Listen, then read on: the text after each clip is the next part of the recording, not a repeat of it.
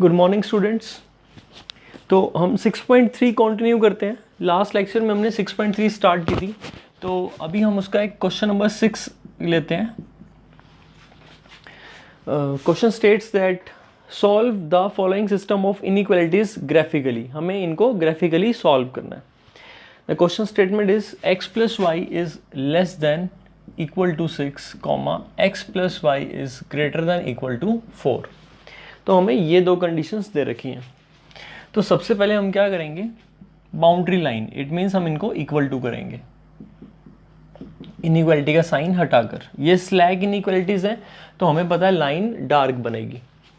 Now अब हम इनकी टेबल बना लेंगे। Table of solution, we need any two solution, so x and y। If you take x0 will get y6, if you take y0 will get x6।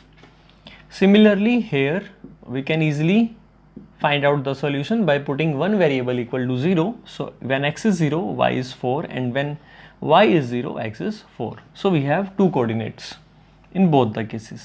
The first coordinate is 0, 6. So here's the point 0, 6, and here's the point 6, 0. This is our x-axis, this is our y-axis, this is origin, this is y negative and x negative. So basically 6, 0 and 0, 6, that line is like this line. So take this equation number 1. If you check about the shading of this line, so put x0 and y0, that means we are referring point origin here. तो जैसे ही हम origin को put करेंगे तो 0 plus 0 is less than 6, 0 is less than 6, which is true. When it is true, that means the shading will towards the origin. Origin की तरफ shading आएगी। तो we come to know about this line. Now let us look at this line. Here this is 4, 0 and this is 0, 4. Now if you join these two points, obviously these two lines has to be parallel. Now what about the shading? X plus y, 0 plus 0 greater than equal to 4, which is false. That means the shading of this line is away from origin. That means origin से दूर जाएगी।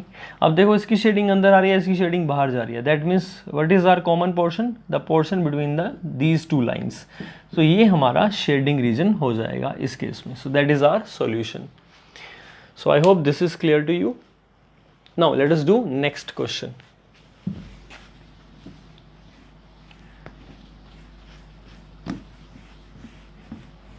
So next question is,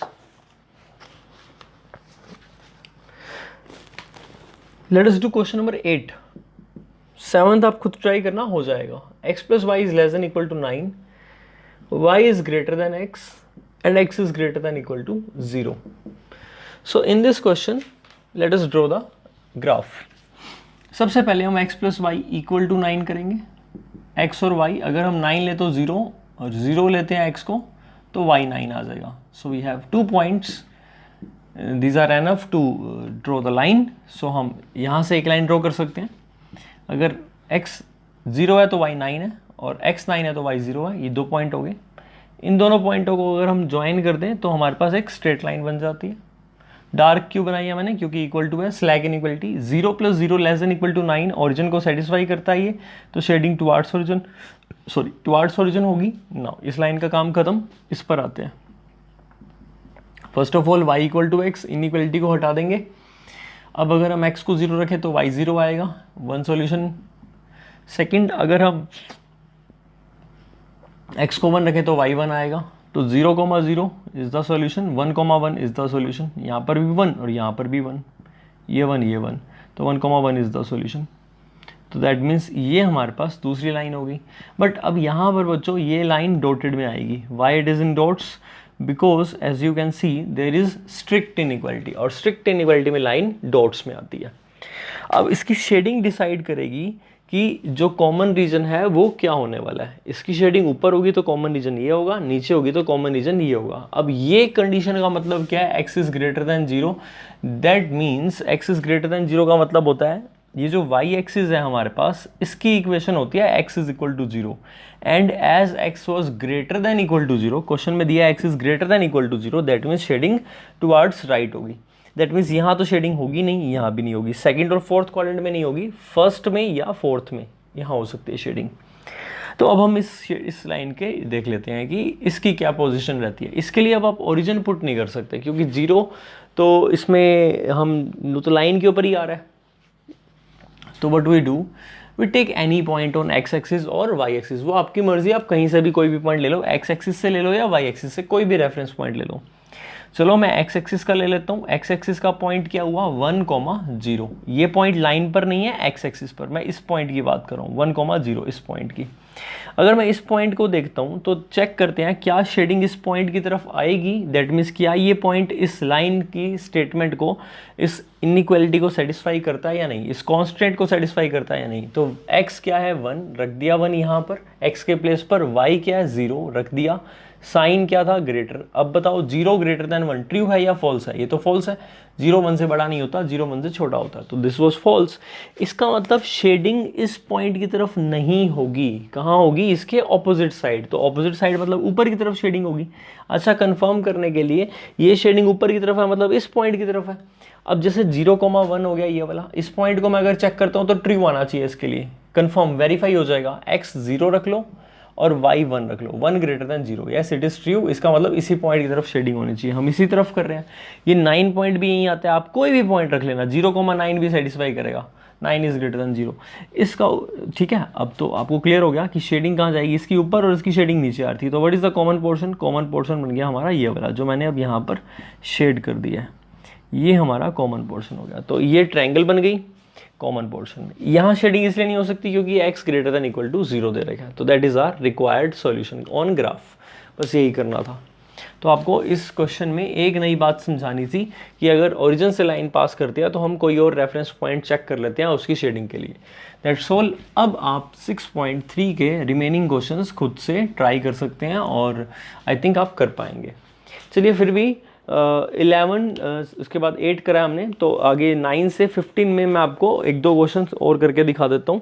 जैसे कि एक मैं आपको 11th question करके दिखा देता हूँ। 2x plus y greater than equal to 4,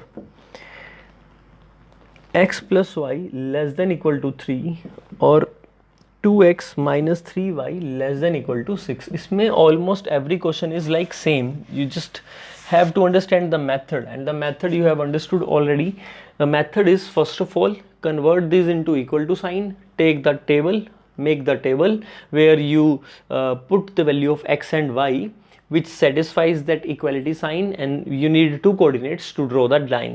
Now one line from this, one line from this and one line from this, there are 3 lines. अब हमें देखना है कि इसकी शेडिंग टुवर्ड्स ओरिजिन है या for away from the origin है, मतलब ओरिजिन से दूर है। टुवर्ड्स ओरिजिन है या अवे फ्रॉम द ओरिजिन है, टुवर्ड्स ओरिजिन है या अवे फ्रॉम द ओरिजिन है, डिपेंडिंग कि ट्रू है या फॉल्स है।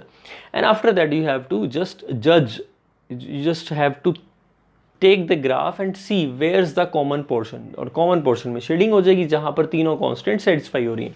इनमें कॉमा लगे होने का मतलब है and, that means all 3 are compulsory, इसलिए हम कॉमन रीजन को शेड करते हैं, like just we are taking intersection. चलिए मैं डायरेक्टली ग्राफ बना रहा हूँ। अब मुझे इन तीनों लाइनों के पॉइंट्स चाहिए होंगे और साथ साथ हम इन लाइनों को देख लेते हैं कि कौन सी लाइन ओरिजिन की तरफ आ रही है या शेडिंग के बारे में। तो फर्स्ट ऑफ ऑल मैं इसको इक्वल टू 0 कर दूंगा, तो 2x plus y equal to 4 हो गया। अगर मैं y को 0 रखता हूँ तो x2 आएगा, तो 2,0 पॉइंट मिल गया मेरे को फर्स्ट। अच्छा, अगर हम x को 0 रखें तो y 4 आएगा, तो x 0 तो y 4, ये पॉइंट हो गया 0,4। अब ये 2 पॉइंट मुझे मिल गए, तो यहाँ से मैं इन दोनों को ज्वाइन करके लाइन बना सकता हूँ। तो ये मेरे पास एक लाइन बन गई और ये लाइन मेरे पास, इसको मैं फर्स्ट कह देता हूँ, तो ये फर्स्ट इनइक्वालिटी लाइन बन गई। 0 plus 0 greater than equal to 4 which is false, इसका मतलब शेडिंग ओरिजिन से दूर जाएगी, यानी कि इस तरफ। सेकेंड लाइन लेते हैं, तो अगर हम 3 पॉइंट यहाँ होगा ऑब्वियस बात है, और ये 3 पॉइंट यहाँ होगा। तो 0 अगर लेंगे, x plus y is equal to 3 करोगे तो x को 0 लोगे तो y 3 आएगा, y को 0 लोगे तो x 3 आएगा ऑब्वियसली। अब 3,3, तो ये आपके पास ये लाइन बन गई 0 3 एंड 3 0, दिस इज सेकंड, इसको सेकंड लाइन बोल देते हैं। 0 is less then 3 which is true, इसका मतलब इसकी शेडिंग अवे टुवर्ड्स ओरिजिन अंदर की तरफ आएगी। इसकी शेडिंग बाहर जा रही थी, इसकी शेडिंग अंदर, तो ये हो सकता है कॉमन पोर्शन। देखो ब्लैक वाली लाइन की शेडिंग नीचे की तरफ आ रही है और ब्लू वाली लाइन की शेडिंग ऊपर की तरफ आ रही है। ये तो हो नहीं सकता क्योंकि ब्लैक वाले की तो नीचे आ रही है, और यहाँ भी नहीं होने वाला क्योंकि ब्लैक वाले की नहीं आ रही है। यहाँ हो सकता है which is the common region, लेकिन अभी थर्ड लाइन पर भी डिपेंड करती है बात। तो इस थर्ड लाइन को भी कर लेते हैं। 2x - 3y = 6 लेंगे। अगर मैं x की वैल्यू को 0 लेता हूँ तो y की वैल्यू कितनी मिलेगी मेरे को? अगर मैं x 0 लेता हूँ तो y -2 मिलेगा, -2 पॉइंट यहाँ होगा। अब इसी तरह से अगर हम y को 0 लेते हैं तो x मिलेगा 3, दैट मीन्स ये पॉइंट। अब इन दोनों को अगर हम ज्वाइन कर दें तो ये हमारे पास लाइन बन गई थर्ड। अब इसकी जो थर्ड लाइन, इसके बारे में देखें तो 0 < 6 विच इज़ ट्रू टुवार्ड्स ओरिजिन। इसकी शेडिंग ओरिजिन की तरफ जाएगी, यानी कि ऊपर की तरफ। तो हमारे पास इसकी शेडिंग ऊपर है, इसकी शेडिंग यहाँ है, इसकी शेडिंग यहाँ है। तो हमारा कॉमन रीजन ऑफ शेडिंग क्या हुआ? ये जो ट्रायंगल दिख रही है आपको, ये कॉमन रीजन ऑफ शेडिंग हो जाएगा। तो हमारा कॉमन रीजन ऑफ शेडिंग हो जाएगा। Let me take another marker, red colour से दिखा रहा हूँ मैं आपके लिए शेडिंग। देखिए ये आपके पास कॉमन रीजन ऑफ शेडिंग हो जाएगा। This is our common region of shading, ये वाला। तो ये क्या बन रहा है? एक ट्रायंगल बन रही है। So I hope now you can do 6.3 exercise on yourself, on your own. मैंने इसके क्वेश्चंस काफ़ी सारे क्वेश्चंस मैंने आपके लिए इसमें कर दिए हैं। लास्ट लेक्चर में भी 6.3 के कुछ क्वेश्चंस किए हुए हैं। चलिए फिर भी मैं आपके लिए एक लास्ट क्वेश्चन और कर देता हूँ। ये था 11th क्वेश्चन। एक क्वेश्चन मैं आपके लिए और कर देता हूँ इसी टाइप में। इसमें 3 इनइक्वालिटीज़ थी, तो अब मैं आपके लिए एक क्वेश्चन, लास्ट क्वेश्चन जो है वो कर देता हूँ। क्वेश्चन नंबर 15 ही कर देता हूँ। 15th क्वेश्चन में क्या है? x + 2y इज <= 10 एक, दूसरा x + y > 1, third x - y <= 0, फिर x > 0, y > 0। इन दोनों बातों से तो ये पता लगेगा कि शेडिंग हमारी फर्स्ट क्वाड्रेंट में होगी, क्योंकि x भी पॉजिटिव है और y भी एक्चुअली नॉन नेगेटिव है। तो शेडिंग हमारी कहाँ होगी? फर्स्ट क्वाड्रेंट में होगी। ये बात यहाँ से क्लियर हो जाती है। अब हम आगे देखते हैं। Now let us draw the axis. ये हो गया हमारा ओरिजिन, ये x एक्सिस, ये y एक्सिस। चलिए फर्स्ट लाइन देख लेते हैं। अगर हम इसमें इक्वल टू कर देना आप, x + 2y = 10। अब आप x को 0 रखोगे तो y आएगा 5, तो 5, 0। और अगर आप y को 0 रखोगे तो x आएगा 10, तो 10, 0। तो इन दोनों को अगर मैं ज्वाइन कर देता हूँ तो मेरे पास एक लाइन बन जाएगी ये। अब ये जो लाइन है 0 + 0 is < 10 which is true, shading towards origin. x को 0 रखेंगे तो y1 आएगा, और y को 0 रखेंगे तो x1 आएगा, दैट मीन्स 1, 1। सो ये पॉइंट और ये पॉइंट, तो ये लाइन बन जाएगी आपके पास, ये लाइन बन जाएगी। इसकी शेडिंग 0 > 1 फॉल्स, तो शेडिंग ऊपर की तरफ आएगी। ये हो गई x - y = 0। अगर 0 रखोगे तो 0, 1 रखोगे तो 1। तो ये यानी कि ये शेडिंग यहाँ। आप इसकी शेडिंग देख लेते हैं। अब इस लाइन की शेडिंग कहाँ है? इसकी शेडिंग कहाँ आ रही थी? इसकी शेडिंग ऊपर की तरफ आ रही थी। अब इस लाइन की शेडिंग डिसाइड करेगी कि एक्चुअल शेडिंग यहाँ होगी या यहाँ होगी। ऑब्वियसली फर्स्ट क्वाड्रेंट में होगी, क्योंकि आपका x और y > 0, यहाँ नहीं होगी, यहाँ नहीं होगी, यहाँ नहीं होगी। चलिए अब यहाँ देख लेते हैं बच्चों कि शेडिंग। तो हम क्या करते हैं, ये पॉइंट 1, 0 था, तो ये पॉइंट रख लेते हैं x1 और y0। तो 1 < 0 विच इज़ फॉल्स। 1 तो बड़ा होता है, इसका मतलब इसकी सिर्फ शेडिंग नहीं आएगी। तो शेडिंग कहाँ आएगी? ऊपर की तरफ आएगी। नीचे की तरफ नहीं आएगी तो ऊपर की तरफ आएगी। अब इसकी शेडिंग यहाँ थी, इसकी शेडिंग, तो आपको क्लियरली दिख रहा है कि कॉमन पोर्शन ऑफ शेडिंग क्या होगा? ये वाला जो ट्रायंगल है, ये कॉमन पोर्शन ऑफ शेडिंग हो जाएगा। यहाँ नहीं होगी शेडिंग। आप समझ सकते हो कि यहाँ क्यों नहीं हुई, क्योंकि फर्स्ट क्वाड्रेंट में होनी थी शेडिंग, बिकॉज x was > 0। यहाँ तो x नेगेटिव हो जाएगा, x नेगेटिव हो जाता है ना ओरिजिन से लेफ्ट में। और y > 0 तो नीचे की तरफ भी शेडिंग नहीं होगी। वैसे नीचे तो बन ही नहीं रहा कॉमन पोर्शन, तो common portion is a bounded reason. ठीक है, तो ये जो आपका कॉर्नर कॉमन पोर्शन है, ये बाउंडेड रीजन है। आपको 12th क्लास में सेम ये चीज़ काम आएगी। एक चैप्टर है लीनियर प्रोग्रामिंग प्रॉब्लम, वहाँ आपको सेम इतना करना होता है। तो what is the shape of this region? This is a quadrilateral. देखो आप ध्यान से देख सकते हो, कॉर्नर पॉइंट 1, 2, 3, 4, तो क्लोज्ड फिगर है। It's a polygon quadrilateral. ABCD नाम रख लो, ABCD। ठीक, तो ये आपका शेडिंग होगी। So I hope I am clear with this exercise 6.3। मैं आपको समझा पाया हूँ 6.3 एक्सरसाइज। चलिए आगे अब हम चैप्टर 6 में ही कंटिन्यू करते हैं और कंप्लीट ही कर लेते हैं इसे।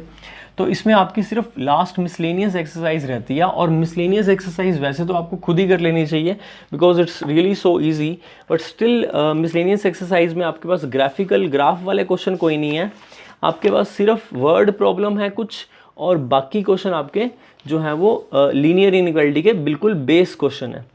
तो मैं आपको लीनियर इनइक्वालिटी के जो बेसिक से क्वेश्चंस हैं कुछ वो करवा देता हूँ और कुछ वर्ड प्रॉब्लम करा देता हूँ। देखिए इसमें आपके पास 1 to 6 एक्सरसाइज के जो 1 to 6 क्वेश्चंस हैं, इन क्वेश्चंस में क्या है हमारे पास, solve the inequalities in exercise 1 to 6। ये वो क्वेश्चन है जिसमें दो दो इनइक्वालिटी दे रखी हैं, और फिर जो क्वेश्चंस है उसमें कॉमा लगा हुआ है, तो कॉमा लगा है उसमें भी दो इनइक्वालिटी ही हैं। तो पहले मैं आपको एक बात बता देता हूँ, जैसे हमारे पास ऐसे लिखा हो a is less than b is less than c, तो इनके दो मतलब होते हैं, first a is less than b और second b is less than c। इसको और इसको जब हम सॉल्व करेंगे और सॉल्व करने के बाद उनका हम क्या लेंगे, इंटरसेक्शन, तो उसका मतलब ये हो गया कि हमने इस पूरे को ही सॉल्व कर लिया। दैट मीन्स अगर हमें इसे सॉल्व करना है तो हमें इसे दो पार्ट में करना होता है, a is less than b and b is less than c। That means यहाँ पर एंड लगता है, ठीक। इन दोनों को मिलाते हैं तो ये बनता है, इसको ब्रेक करते हैं, तोड़ते हैं तो ये दो आ जाते हैं। तो जो पहले 6 क्वेश्चन हैं वो आपके इसी कंसेप्ट पर चलेंगे। चलिए कर लेते हैं क्वेश्चंस। तो आपका जो miscellaneous exercise on chapter 6 from NCERT class 11th mathematics linear inequality का चैप्टर हम कर रहे हैं। इससे पहले आपको लेक्चर 1 लेक्चर 2, ये लेक्चर हमारा 3 है, पार्ट 3। पहले दो लेक्चर में आपको 6.1 और 6.2 एंड 3 कुछ मिल जाएगी, कुछ इसमें है 6.3 ग्राफ बनाने होते हैं बेसिकली। तो रूल्स ऑफ इनइक्वालिटी मैंने आपको बता रखे हैं ऑलरेडी कि नेगेटिव से मल्टीप्लाई करोगे या डिवाइड करोगे या नेगेटिव से नेगेटिव कट करोगे तो इनइक्वालिटी का साइन चेंज हो जाएगा। अदरवाइज आप शिफ्ट कर सकते हो, एक्स की वैल्यू सॉल्व करनी होती है मेनली, तो एक्स को हम एक साइड ले आते हैं और बाकी टर्म्स को एक साइड ले आकर सॉल्व कर लेते हैं, ठीक है। और जो सॉल्यूशन आता है, अगर क्वेश्चन में कुछ ना कह रखा हो तो रियल नंबर के लिए सॉल्यूशन दिखाते हैं, और रियल नंबर के लिए सॉल्यूशन दिखाने का मतलब क्या हो गया हमारा, इंटरवल, यानी हम इंटरवल नोटेशन पर चलेंगे, ठीक है। ओपन ब्रैकेट क्लोज ब्रैकेट, अगर इक्वल टू का साइन है तो क्लोज ब्रैकेट, अगर इक्वल टू का साइन नहीं है तो ओपन ब्रैकेट, राइट। चलिए थोड़ा मैंने आपको सम अप करने की कोशिश की। अब solve the inequalities in exercise 1 to 6। 1 to 6 में जो एक्सरसाइज में क्वेश्चंस है, इन इनइक्वालिटीज को सॉल्व करना है। चलिए देखते हैं। फर्स्ट क्वेश्चन मिसलेनियस एक्सरसाइज, तो अब 6.3 हमने कर लिए, अब एक्सरसाइज हम 6.4 यानी मिसलेनियस कर रहे हैं। तो फर्स्ट क्वेश्चन देख लेते हैं इसका। 2 is less than equal to 3x minus 4 is less than equal to 5। देखो दो मेथड से करके दिखाऊंगा, जो पसंद हो वो कर लेना। फर्स्ट मेथड मैंने आपको बताया कि जब इस टाइप का क्वेश्चन होता है तो बहुत इजी है, आप इसको दो पार्ट्स में ब्रेक करो। फर्स्ट पार्ट इज ये वाला, फर्स्ट और सेकंड मेंबर में जो इनइक्वालिटी है वही लो, सेकंड थर्ड में जो इनइक्वालिटी है वो सेकंड पार्ट हो गया। 3x minus 4 less than equal to 5। यहाँ से यहाँ 3x ही रहने दो, माइनस 4 को यहाँ ले आओ तो 6 हो गया, माइनस 4 बिकम्स प्लस 4, 4 प्लस 2 6, 3 2 जा 6, पॉजिटिव काट रहे हो कोई प्रॉब्लम नहीं है। 2 is less than equal to x और x is greater than equal to 2, that means the same thing. अब बीच में एंड ही चलता रहेगा, एंड ही चलेगा। अब इसको सॉल्व करना है तो 3x is less than equal to 5 में 4 ऐड हुआ तो ये 3x is less than equal to 9 हो गया, तो x is less than equal to 9/3 is 3। अब x 3 से छोटा और इक्वल टू है, x 2 से बड़ा और इक्वल टू है। अगर मैं एक नंबर लाइन बना लूँ और मेरे को पता है यहाँ 0, यहाँ 2, यहाँ 3, तो हम कह रहे हैं कि x की वैल्यू 2 से बड़ी और इक्वल टू है, फिर हम कह रहे हैं कि x की वैल्यू 3 से छोटी और इक्वल टू है, तो ऑब्वियस बात है 2 से 3 के बीच की वैल्यू आएंगी। तो यहाँ पर अगर मैं इंटरसेक्शन लेता हूँ तो x बिलोंग्स टू 2 से 3 और दोनों क्लोज इंटरवल, तो ये हमारा आ गया आंसर, राइट। एक और फॉर्मेट में दे सकते हो, the solution set is the set of all x such that x is greater than equal to 2 and less than equal to 3 and obvious है x belongs to real number। आप इस format में भी दे सकते हो, that is the set builder form, और interval notation में भी दे सकते हो आंसर। नंबर लाइन पर रिप्रेजेंट करने के लिए कहेगा तो ये इस तरह से नंबर लाइन पर भी रिप्रेजेंट कर सकते हो। ये था इसका फर्स्ट मेथड, आप इसको नोट कर लो। नेक्स्ट अब इसी का हम सेकंड मेथड देख लेते हैं। सेकंड मेथड में क्या होता है, थोड़ा सा इसमें आप स्मार्टली वर्क करते हो, थोड़ा सा इसमें आप टेक्निकली और स्मार्टली वर्क करते हो। वो कैसे करते हो, देखो हमें यहाँ पर खाली x चाहिए, ऑब्वियसली x चाहिए हमें क्योंकि हम x के लिए सॉल्व कर रहे हैं। तो पहले हम इस प्लस माइनस के साथ जो भी लगा हुआ है इसको हटाएंगे। अगर ये +4 होता तो हम -4 करते थ्रू आउट, अब ये माइनस है तो हम +4 करेंगे। तो what we do, we add 4 throughout. बेटा जब 3 पार्ट्स होते हैं तो हम ऐसे नहीं बोलते बोथ साइड ऐड कर रहे हैं, हम कहते हैं थ्रू आउट ऐड कर रहे हैं। That means we are adding 4 throughout, हमने तीनों साइड में 4 ऐड करा। Why we add this, because हम यहाँ पर इसको x लाना चाहते हैं। तो 4 तो रिमूव हो गया, अब 2 + 4 हुआ 6, ये है हमारा 3x और ये हुआ 9। ऐसा हम कर सकते हैं। हाँ, अगर हमारी इनइक्वालिटी है तो हम सेम क्वांटिटी ऐड भी कर सकते हैं, सब्ट्रैक्ट भी कर सकते हैं, मल्टीप्लाई और डिवाइड भी कर सकते हैं, प्रोवाइडेड कि हम मल्टीप्लाई जो डिवाइड कर रहे हैं वो पॉजिटिव क्वांटिटी होनी चाहिए। ऐड और सब्ट्रैक्ट हम कोई भी क्वांटिटी कर सकते हैं, सेम क्वांटिटी ऑब्वियसली। अब यहाँ 3x है तो मुझे ये 3 को रिमूव करना है, तो क्या करूँगा मैं 3 से डिवाइड कर दूंगा थ्रू आउट। तो मैंने जैसे ही 3 से डिवाइड किया, पॉजिटिव क्वांटिटी है, इनइक्वालिटी का साइन चेंज नहीं होगा। 6/3 is 2, 3 से 3 कैंसिल, x एंड ये आया आपका 3। तो अगर आप ध्यान से ऑब्जर्व करो तो ये आंसर वही आ गया जो आंसर यहाँ से भी निकाला था, x > 2 एंड <3। ये डायरेक्ट हो गया, ये थोड़ा जल्दी हो गया। हाँ, तो ये आपके माइंड में डिपेंड करता है, आपको आपकी स्मार्टनेस डिपेंड करता है इसमें कि आप इसको इस तरह से अटैम्प्ट कर सकते हो और x से ला सकते हो। अगर ला सकते हो तो बहुत बढ़िया, नहीं ला सकते तो ये तरीका तो है ही, लेकिन वहाँ आपको पहले ये सोचना होता है कि अब 3 से पहले डिवाइड करोगे तो नहीं बनेगा, पहले 4 ही ऐड करना चाहिए हमें, फिर 3 डिवाइड करना चाहिए, सो दैट x बन जाए वो। सो इतना मुश्किल भी नहीं है, अगर आप ट्राई करोगे तो डेफिनेटली वो मेथड भी आप इजीली अटेम्प्ट कर पाओगे। चलिए नेक्स्ट हम सेकंड क्वेश्चन देख लेते हैं। तो इसका जो सेकंड क्वेश्चन है वो ये है, 6 is less than equal to -3 times 2x - 4 is less than 12। 6 is less than -2 into 3, 3 into 2 is 6, minus तो एज इट इज रहेगा। अब माइनस माइनस प्लस हो गया, 3 4 12 इज लेस देन 12। तो क्या करना चाहिए, पहले इस 12 को रिमूव, तो 6 लेस देन -6। 12 रिमूव करने के लिए मैंने 12 सब्ट्रैक्ट कर दिया, तो 6 - 12, 12 से 12 कट गया और 12 सब्ट्रैक्ट किया तो 0। अब यहाँ से मैंने क्या किया, मुझे यहाँ पर -6 से डिवाइड करना चाहिए, तो ये बना -6 डिवाइड बाई -6, ये तो -6 डिवाइड किया तो x बचेगा, 0/-6 0 होता है। लेकिन अब इनइक्वालिटी का साइन क्या हो जाएगा हमारा, रिवर्स, ये कट गया, ये 1 आ गया। तो अब इसी को मैं दोबारा लिख देता हूँ, यहाँ लिखा है मैंने x ग्रेट, ये इक्वल टू का साइन चल रहा था, तो x इज ग्रेटर देन 0 है और लेस देन इक्वल टू 1। इसी को मैं ऐसे लिख देता हूँ, ये ग्रेटर का साइन, ये ग्रेटर, x ग्रेटर देन 0 है और लेस देन इक्वल टू 1 है, less than equal to 1। So I hope ये क्लियर हो गया आपको। तो x बिलोंग करेगा 0 से 1, 1 पे क्लोज जाएगा और 0 पे ओपन आएगा। This is the one method, okay? If you got this, then it is really well, good. But otherwise we have another method. अब किसी बच्चे को इस मेथड में प्रॉब्लम आती है तो आप सिंपली बहुत इजीली ऐसे कर सकते हैं, 6 is less than equal to minus का 6x प्लस का 12 एंड माइनस का 6x प्लस का 12 इज लेस देन 12। तो ये 12 उधर गया तो माइनस हो गया, -6 is x is less then 0, that means x is greater than 0। क्यों, इनइक्वालिटी का साइन रिवर्स होगा बेटा, क्योंकि ये माइनस है तो आप डिवाइड कर रहे हो तो माइनस से इनइक्वालिटी का साइन रिवर्स हो जाता है। 0/6 इज 0। यहाँ से आप -6x को इधर ले आओ तो प्लस हो गया और ये 6 को उधर ले आओ तो माइनस हो गया, तो x is less than equal to 1। तो ये भी वही बात है, less than equal to 1 and greater than 0, that means we have a common solution which lies from 0 to 1 including 1 excluding 0। अगर आप नंबर लाइन पर दिखाना चाहते हो तो 0 और 1 पर फिल्ड होगा और 0 पर ओपन रहेगा और ये इसके बीच में ऐसे फिल्ड हो जाएगा। तो this is the solution on real number. Every number between 0 and 1 is taken including 1 excluding 0। So I hope अब आप इस टाइप के क्वेश्चन कर लोगे। तो 3rd, 4th, 5th ये 3 आप खुद करना, मैं आपको 6th करा देता हूँ। ये था क्वेश्चन नंबर 2, मैंने 1st और 2nd करवा दिया। 3rd, 4th, 5th 3 क्वेश्चन आप करना, 3 ही मैं करा रहा हूँ। तो अब मैं आपको 6th क्वेश्चन करवा रहा हूँ डायरेक्टली। 3rd, 4th आप खुद कर लेना, ईजी है, कर सकते हो। एज सच सेम ही क्वेश्चन हैं, बस स्टेटमेंट में जैसे नंबर्स में चेंज है, बस और कुछ नहीं। तो 3x + 11 and divided by 2 and कोई भी क्वेश्चन ना निकले तो आप मुझे कमेंट बॉक्स में भी बता सकते हो या मुझे मैसेज कर सकते हो। तो ये आप इस तरह से सॉल्व कर लेना इसको। चलिए अब देखो, 2 से मल्टीप्लाई करोगे तभी ये 2 रिमूव होगा, 14 आ गया। 2 से मल्टीप्लाई, ये कैंसिल हो गया, क्या आया 3x + 11, 2 से मल्टीप्लाई किया तो 22। अब 11 सब्ट्रैक्ट कर दो, 14 में से 11 3, 11 सब्ट्रैक्ट किया 3x, 11 सब्ट्रैक्ट किया 11, 3 से डिवाइड कर दो तो x is greater than equal to 1, 3 से डिवाइड किया तो 11/3। तो हमारा जो सॉल्यूशन है x किसको बिलोंग करता है, 1 से 11/3 क्लोज इंटरवल। ये आपका फाइनल आंसर। तो इस मेथड में बहुत जल्दी हो जाता है। चलिए नेक्स्ट देखते हैं।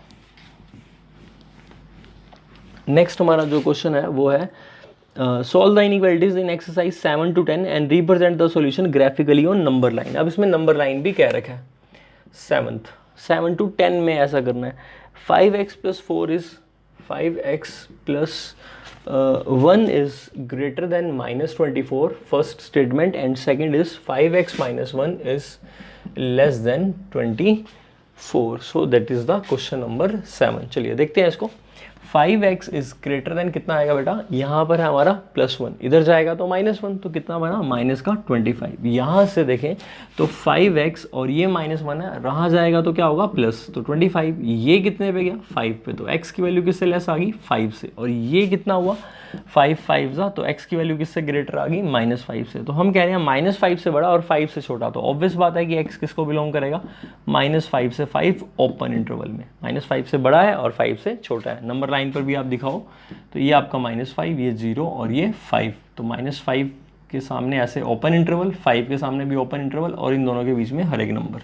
इस तरह से आप इसको रिप्रेजेंट कर सकते हो। ये आपकी नंबर लाइन हो गई। So I hope this is clear to you. This is the solution set in interval and that is the number line representation। ठीक, चलिए नेक्स्ट क्वेश्चन देखते हैं। That was question number 7। Question number 8 देख लेते हैं। तो क्वेश्चन नंबर 8 जो है वो है हमारे पास 2 times x minus 1, 2 times x minus 1 and less than x plus 5, less than x plus 5,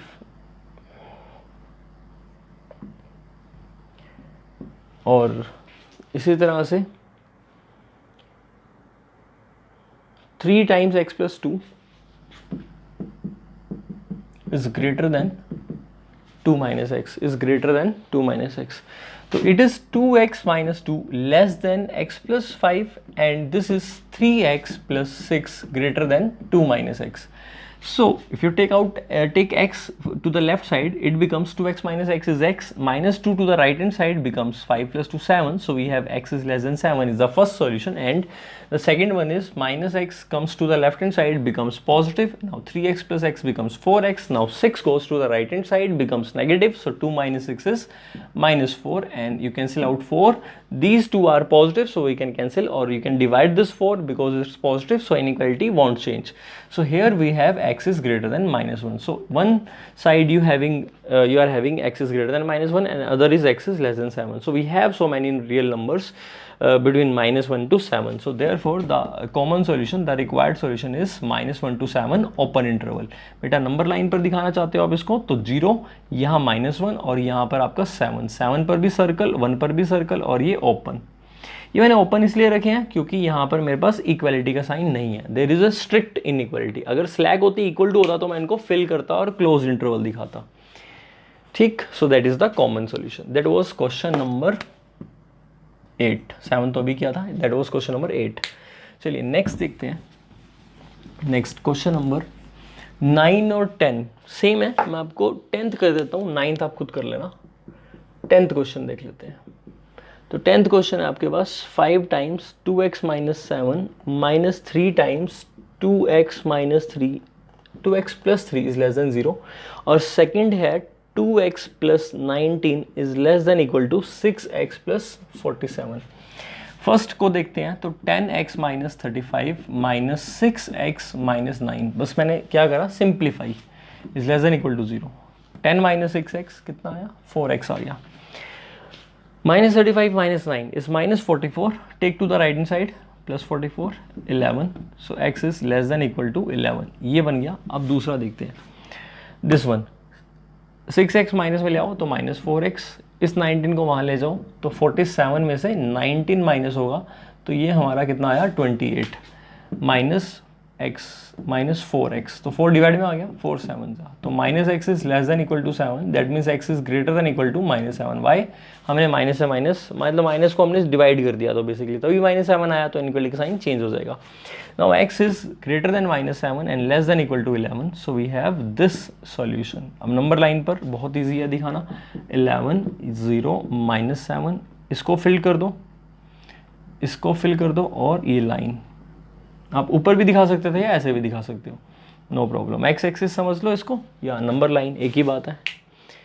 that was question number 10। So I hope now अब आप इसको कर पाओगे। अब हमारे पास जो क्वेश्चंस रह गए हैं pending, these are only word problems, हमारे पास सिर्फ वर्ड प्रॉब्लम रह गई हैं जो हमने अभी करनी है।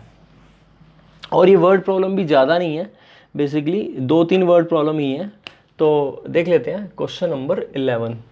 तो 11th क्वेश्चन जो है हमारे पास, मैं इसकी स्टेटमेंट पढ़ता हूँ और इजी से होते हैं क्वेश्चन, इसमें कुछ मुश्किल नहीं है। A solution is to be kept between 68 degree Fahrenheit to 77 degree Fahrenheit. यानी फ़ारेनहाइट टेम्परेचर में क्वेश्चन कह रहा है कि एक सॉल्यूशन है उसको हमें इतने डिग्री पर रखना है, फ़ारेनहाइट में 68 डिग्री से लेकर 77 डिग्री तक रखना है। What is the range in temperature in degree Celsius, हमें कॉरस्पॉन्डिंग रेंज निकालनी है डिग्री सेल्सियस में कि सेल्सियस डिग्री में इसके कॉरस्पॉन्डिंग रेंज क्या होगी, इसके कॉरस्पॉन्डिंग क्या होगी। यानी अगर फ़ारेनहाइट में इतने से इतने टेम्परेचर में है तो सेल्सियस में कितने से कितने टेम्परेचर में होगा, ये क्वेश्चन में पूछा है। और हमें रिलेशनशिप कन्वर्जन फार्मूला दे रखा है, और ये कन्वर्जन फार्मूला ना भी दे रखा हो तो आपको पता है ऑलरेडी 9th क्लास में मैथमेटिक्स में ये क्वेश्चन है हमारा, और साइंस में भी आपको पता ही होगा। फ़ारेनहाइट का सेल्सियस में कन्वर्जन फार्मूला होता है F = 9/5C + 32। ऐसे ही केल्विन का भी होता है वो 273 वाला कुछ। चलिए अब मैं क्या करता हूँ, इस f की वैल्यू जो है वो यहाँ पुट कर देता हूँ, दैट इज़ 9/5C + 32। मैंने f की वैल्यू यहाँ पुट कर दी, is greater than equal to 68 and less than equal to 77। Now the question is yours, आप खुद से इसको कर सकते हो जैसे अभी पहले क्वेश्चंस करवाए थे।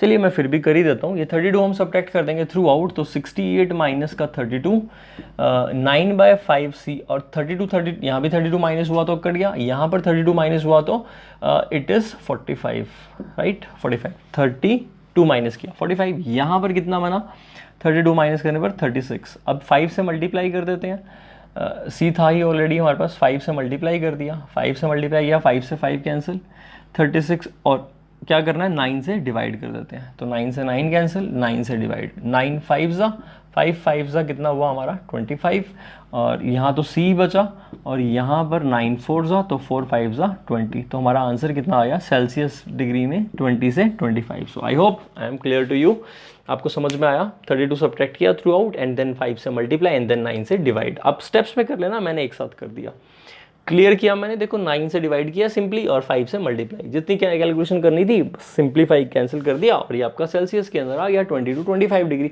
दैट मीन्स 68 डिग्री से 77 डिग्री के बीच में आपका ये सेल्सियस टेम्परेचर हुआ। एक और तरीका भी था, ये जो 68 डिग्री एफ की वैल्यू है ना, यहाँ पुट कर दो, उसके कॉरस्पॉन्डिंग सी निकाल लो सॉल्व करके, 77 पुट कर दो, सी निकाल लो, और वो दोनों यही आएंगे, यही आपका आंसर आ जाएगा। ऐसे भी कर सकते थे।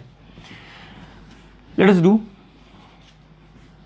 इसके जैसा ही एक और क्वेश्चन देख लेते हैं। इसके जैसा एक और क्वेश्चन है हमारा, क्वेश्चन नंबर 14, बिल्कुल इसके जैसा है। उसमें क्या है, इंटेलिजेंट क्वोशिएंट का एक फॉर्मूला दे रखा है, it is mental age over chronological age, chronological age into में 100। मेंटल एज दिमागी तौर पर किसी बच्चे की कितनी एज है, और कॉर्नोलॉजिकल एज मतलब उसकी फिजिकल एज कितनी है। अब ऐसा होता है ना हमारे इंडिया में भी, और इवन आप वैसे ही साइकोलॉजिकल एक टर्म है हमारे पास, ये IQ, इंटेलिजेंट क्वोशिएंट, इसको निकालने का एक फॉर्मूला है। इंटेलिजेंट क्वोशिएंट क्या बताता है हमें कि हमारा जो IQ जिसके बारे में नॉर्मली हम बात करते हैं, जैसे मान लीजिए कोई पर्सन जिसकी एज 12 ईयर्स है, तो उस 12 साल के बच्चे में 12 साल का ही दिमाग हुआ ना, बट कई बार क्या होता है वो सुपर इंटेलिजेंट है, तो वो 12 साल की एज में अगर एक बच्चे को बेसिकली 8th या 8th 9th के क्वेश्चन, 8th का क्वेश्चन सॉल्व कर लेना चाहिए, लेकिन अगर वो 12 ईयर्स की एज में 10th क्लास का क्वेश्चन सॉल्व कर लेता है या 11th का भी सॉल्व कर लेता है, दैट मीन्स उसका IQ तो हाई लेवल का हुआ, दैट मीन्स उसकी थिंकिंग बहुत अच्छी है। तो वही एक फॉर्मूला है, ठीक है। अब आपसे वो एक क्वेश्चन कह रहा है कि IQ of a person is given by the formula, now the M is mental age and CA is the chronological age. Now if IQ of a person ranges from 80 to 140, किसी person का जो IQ है वो 80 से लेकर 140 तक उसकी value दे रखी है, तो फॉर ए ग्रुप ऑफ, और ये कब है, for a group of 12 year old children, यानी कि 12 साल जो बच्चे हैं, 12 साल के जो बच्चे हैं उन बच्चों का दे रखा है। दैट मीन्स उनकी कॉर्नोलॉजिकल एज 12 ईयर्स होगी, ऑब्वियस बात है, ठीक है ना, क्योंकि 12 साल के बच्चे हैं वो, तो उनकी फिजिकल एज तो दे रखी है हमें क्वेश्चन में, वही कॉर्नोलॉजिकल एज है। हमें फाइंड करना है range of their mental as, हमें बतानी है कि उनकी मेंटल एज कितनी होगी, क्योंकि IQ 80 से 80 मतलब 100 से कम, अगर 100 IQ है तब उसकी मेंटल एज और कॉर्नोलॉजिकल एज इक्वली होगी। देखो ना, ये दोनों सेम होंगे, कटेगा तभी तो 100 आएगा। यानी कि 12 साल के बच्चे जो हैं अगर उनका IQ 80 से 140 है तो उनमें 12 साल में कुछ बच्चे ऐसे हैं जो अपने से थोड़ी कम एज वाले बच्चों की जितना सोचते हैं और कुछ बच्चे ऐसे हैं जो अपने से ज़्यादा एज वाले बच्चों का सोचते हैं। तो हमें मेंटल एज की रेंज बतानी है। तो IQ का ये फॉर्मूला दे रखा है, आप बस IQ का फॉर्मूला पुट करो यहाँ पर, it is MA/CA multiplied by 100 और यहाँ पर कितना है, equal less than equal to 80 and less than greater than, ये आ गया हमारा। अब क्रोनोलॉजिकल एज कितनी देर की है, 12, तो यहाँ पर मैं क्या पुट कर रहा हूँ 12। हमें MA निकालना है, क्या करेंगे 100 से डिवाइड, थ्रू आउट 100 से डिवाइड, थ्रू आउट 100 से डिवाइड, ये आप 0 से 0 कैंसिल कर दो, 0 से 0 कैंसिल कर दो, 0 से 0 कैंसिल कर दिया। अब क्या बचा, मेंटल एज डिवाइड बाई 12, हमने मल्टीप्लाई बाई 12 किया, यहाँ भी 14/12 10 × 12, यहाँ भी मल्टीप्लाई किया और यहाँ भी थ्रू आउट मल्टीप्लाइंग बाय, कुछ लिखने की नीड नहीं होती, आप इम्प्लाई लगा दो बस, दैट्स इट, समझ जाएगा कि आप समझ जाओगे, कोई भी समझ जाएगा इसको कि आपने 12 से ही मल्टीप्लाई किया। एज सच मेंशन नहीं करना होता कि मल्टीप्लाई बाय 12 थ्रू आउट, वो मैं आपको बता रहा हूँ बस, करना चाहो तो कर भी दो, कोई प्रॉब्लम नहीं है। तो मेंटल एज कितनी आ गई बेटा यहाँ से, इट इज़ 0.8 और 12 8 जा 96, 9.6, इट इज़ 1.4, 14 12 जा 168 डिवाइड बाई 10, इट इज़ 16.8। तो उनकी मेंटल एज कितनी होगी, 9.6 ईयर से 16.8 ईयर्स तक, यानी कि जिसका IQ 140 वो 12 साल वाला बच्चा 16.8 ईयर्स के बच्चे के बराबर सोच लेता है, और जिसका 80 वो 12 ईयर्स का होकर भी बट 9.6 ईयर्स के बच्चे के जितना उसका दिमाग रहता है। ये थी एक्सरसाइज हमारी 6.3। चलिए एक क्वेश्चन मैं आपको मैंने आपको 10th और 14th कर दिया, 11th और 14th एक जैसे थे, 12th और 13th ये दो क्वेश्चन मैंने नहीं किए। चलिए 12th और 13th भी आपको करा देते हैं, ठीक है। देखते हैं क्वेश्चन नंबर 12, बहुत ही अच्छा क्वेश्चन है, मेरा फेवरेट क्वेश्चन है क्वेश्चन नंबर 12, और थोड़ा चैलेंजिंग और बढ़िया क्वेश्चन है ये। बच्चे इसको करने से थोड़ा सा डरते से हैं, ऐसा कुछ होता है कि उनको मुश्किल लग रहा है, बट ऐसा है नहीं, आप स्टेटमेंट ध्यान से समझना, ईजी लगेगा।